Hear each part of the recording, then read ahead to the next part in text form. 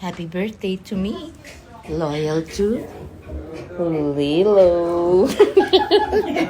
Thank you to everybody who greeted me. Mga kababayan, isang heartfelt na selebrasyon ang naganap para sa kaarawan ng megastar na si Sharon Cuneta. Sa kabila ng kanyang pagiging abala, pinili ni Sharon na ipagdiwang ang kanyang espesyal na araw sa isang simple ngunit makabuluhang family gathering. Sa piling ng kanyang pamilya, ramdam na ramdam ang pagmamahal at kasiyahan ni Sharon habang nagbahagi siya ng quality time kasama ang kanyang mga mahal sa buhay. Happy birthday Sa mga to larawang me. ibinahagi, Loyal makikita ang to kanyang joy and gratitude na siyang nagbigay ng init at inspirasyon sa kanyang mga tagahanga.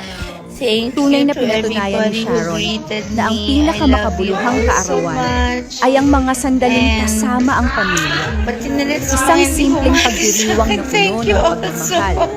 Isang Lots of inspirasyon love. para sa Love lahat you ng all. sumusubaybay God sa bless kanya. you. Happy birthday to me. Loyal to Lilo. Thank you to everybody who greeted me. I love you all so much. And pati na rin sa mga hindi bumati sa akin, thank you also. Lots of love. Love you all. God bless you. Happy New Year.